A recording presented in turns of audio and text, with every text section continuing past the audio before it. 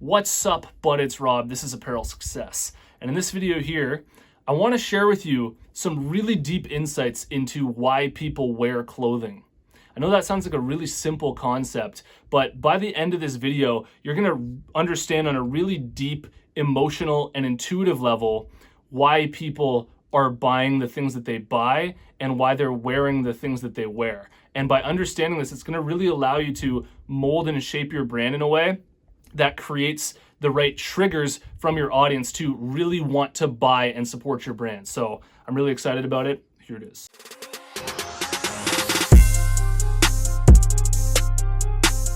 Apparel Success is sponsored by my buds over at Design Crowd. And if designs are something that you struggle with, then I recommend that you give them a shot. You post a project on Design Crowd, amazing designers from all around the world are going to compete for your project. You choose the winner, then you get that design plus revisions. These are some of the best-selling designs on my website, and I got the designs made through Design Crowd. If you're interested, head over to designcrowd.com/apparel to learn about the special offer that I have for you where you can save up to $100 or simply use the discount code APPAREL when you post a project on Design Crowd.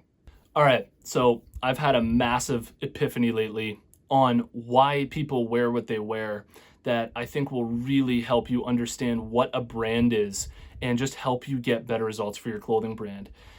Think about when you go to a sports game, like an MLB baseball game or an NHL hockey game or an NBA basketball game. Everybody in the audience is wearing clothing from the team that they love most, the team that they're a fan of. There are people wearing New York Yankees hats or Toronto Maple Leafs jerseys. I know myself, I'm a die-hard Toronto Maple Leafs fan. And today is the first game of their playoff series. And so I was watching YouTube videos about the Toronto Maple Leafs, and I was just getting hyped up about this game that was happening. And I just noticed all of these people wearing Toronto Maple Leafs jerseys and Toronto Maple Leafs hats. And I was thinking like, wow, okay, this is a perfect example of an amazing brand. And that's what sports teams really are. They're brands, and they're amazing brands because all of their true colors show on the outside through their players. You can see all of the values that they stand for based on the way that the players play, the way that the franchise works, and people get so sucked into that. It's so transparent, and there's such a deep history in the brand that people become diehard fans, and they truly love it. Now, this thought and realization naturally led me to go even deeper into this because that's just the way that I think about these sorts of things. And I got thinking about, why people wear t-shirts that have their favorite bands on them, t-shirts that have anything that those people identify with. Then you go a layer deeper than that, and you start realizing that what people evolved out of when we started wearing clothing, different tribes, different communities would all wear different things with symbols attached to their clothing, with things attached to their country, to their culture. And all of that was an expression of who they are and where they came from. And those were the most original, powerful brands. That's where branding all came from. And it's clear when you view that as an example that branding is a natural thing that we do as human beings. It's a part of our symbolism. We like to identify with things. To be somebody who doesn't identify with anything, it doesn't allow you to join any sort of tribe. It doesn't allow you to join any sort of community. And this is what you're essentially doing when you create a clothing brand. With my clothing brand, I'm really creating a tribe around this culture in rural Canada, and I'm allowing people to connect through that tribe in rural Canada, so they're jumping on board. Now, I know that some of you don't have brands that are based on, their messaging, and you're just trying to create clothing that is really nice cuts and that are shaped well for the body and that just look good and aesthetic on you. And what's funny about this is that the way that people are buying that type of clothing is that they're also trying to fit into a particular identity. Let's take wearing a suit for an example. Let's say you wanted to create a clothing brand where you're making suits. People who wear specific kinds of suits are trying to identify as a particular type of person. So it doesn't matter whether your brand has deep messaging like mine and it's got like a lifestyle brand attached to it, or you're creating a brand that is basically just one where it's based on the shape of the clothing itself. you're still trying to fit with a particular identity. The different ways that you're going to do that are going to be different. You know, you might work on your messaging and your story if you're trying to make a brand like mine.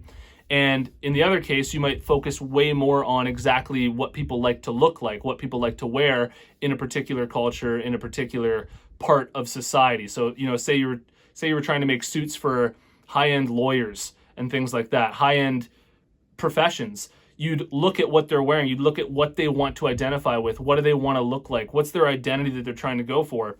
This is exactly what things like Mercedes does, right? They're trying to create that perspective of being elite. Same thing with Rolex. All of their branding is on selling to these high-end professionals, these people who are really successful. You're trying to, it's a brand of success.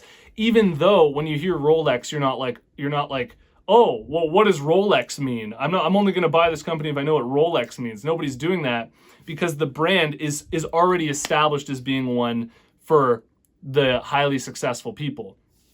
Different brands connect with different communities in different ways. It'd be practically impossible for me to come up with my clothing brand here, K-Bud, without any sort of deeper messaging where people understood what my brand was about in Canada here, because that's the level that I'm connecting with them on. But you don't have to do that.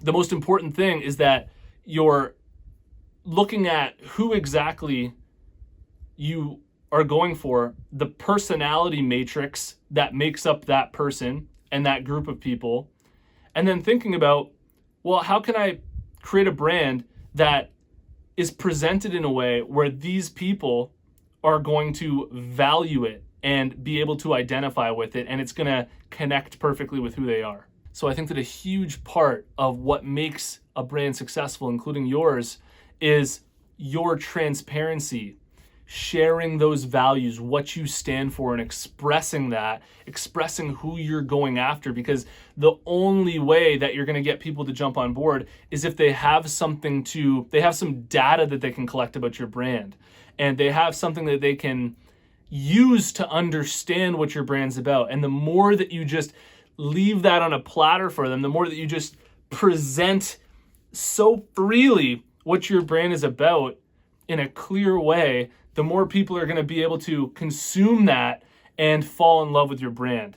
And that's something that not a lot of brands do that are just starting up, that are just learning in, say, the t-shirt space or trying to grow a clothing brand. Because you start up, you think you can slap some designs on a t-shirt and they're just going to sell. But what they're not realizing is that brands, the big reason why these brands take off and why they're able to sell in numbers, and why my brand started to sell in numbers, is because everything was presented to them on a platter where they can now consume what the brand's about. And when they can do that, and you leave that for them as an option to do, a lot of them, if they connect with your messaging and if they connect with the identity that your brand's going after, are really going to be able to support you. And they can really only support you if you do that. Setting this up for your brand is half an art and half a science. You have to be able to express what your brand's core values are and identity is in order for people to receive it. And that expression is an art form. And that's what I'm trying to really help embed in you while you're watching this video. And then the other half is a science.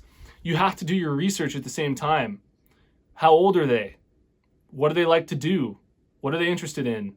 How much money do they make? All of these factors are going to affect the way that you're creating your brand and the way that you're trying to sell it and the way that you're putting it out there and the way that you're marketing it. So I hope that this video gave you some deep insights you cannot find anywhere else about how to grow a clothing brand, and that it helps you tremendously in getting results for your own brand. If you liked it, please hit the like button for me. It really helps me get these videos out there.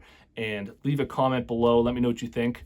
And if you haven't already, check out my free clothing brand marketing masterclass. All you have to do to get access is go to apparelsuccess.com/masterclass, and you can watch the whole thing for free. And if you've made it to this point in the video, I want to tell you about the closed Facebook group that we have for Apparel Success. There's a link in the description. Follow that link, join us in the group, and I'll see you in the next one.